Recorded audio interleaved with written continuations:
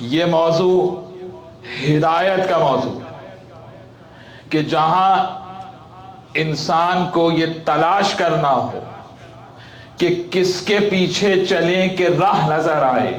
الحمد میں کہہ تو سب رہے ہیں، صراط الذین انعمت علیہم، ان کے راستے پہ چلا۔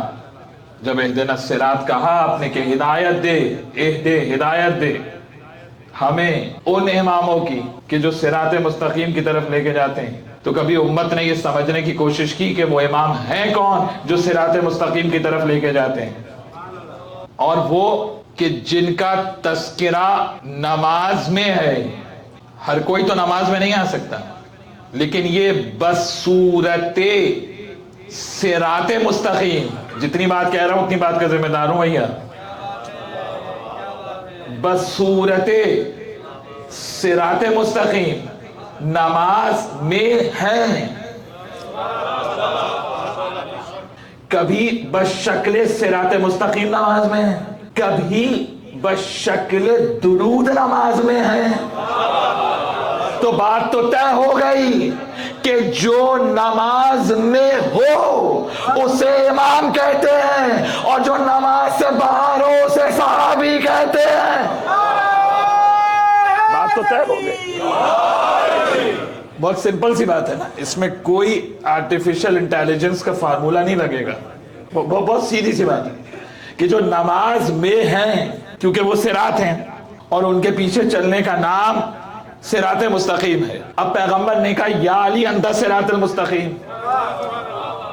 علی تو صراط مستقیم ہے، راستہ اللہ کا ہے، دکھاتے یہ ہیں۔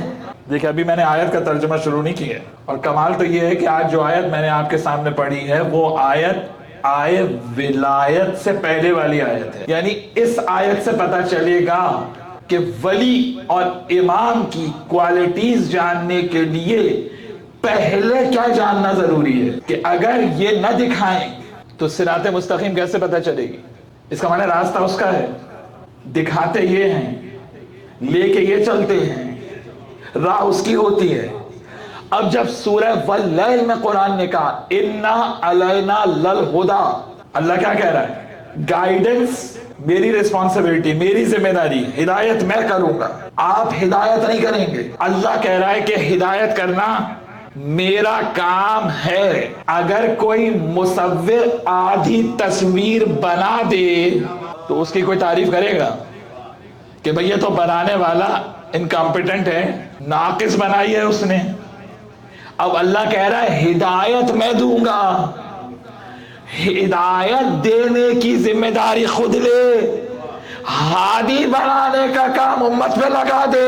ایسا ممکن ہو سکتا ہے؟ تو اب جو کہے کہ امت بنائے گی تو کام اللہ کا ہے، بنائیں گے آپ؟ ہادی اللہ کا ہے، بنائیں گے آپ؟ امام اللہ کا ہے، بنائیں گے آپ؟ اور سورہ رعد نے کیا کہا؟ 13واں سورہ نمبر 13 ورس نمبر 7، انما انت منذر ولکل قوم ہاد۔ سورہ رعد ٹھنڈر والا سورہ، چلیے آپ کی زبان میں بات کروں۔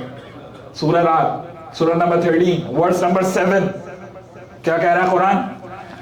انما انت منذر ولکل قوم ہاد، نبی آپ ان کو وارن کریں، ڈرائیں، اور ہر قوم میں ہادی ہے۔ اس کا معنی ہے ڈرانے والا اور ہے۔ قرآن بول رہا، قرآن کہانی کی کتاب نہیں سنا رہا ہوں آپ کو۔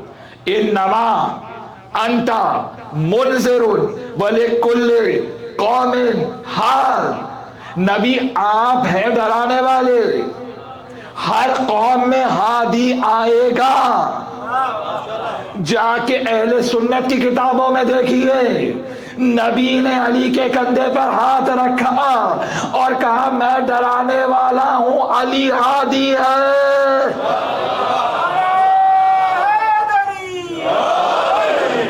اور روایت دوسرے طریقے سے بھی ہے۔ ایک بزرگ جو مزاج سے قریب تھے، انہوں نے پوچھا یا رسول اللہ یہ ہادی کون ہے کہ جو ہر قوم میں ہے؟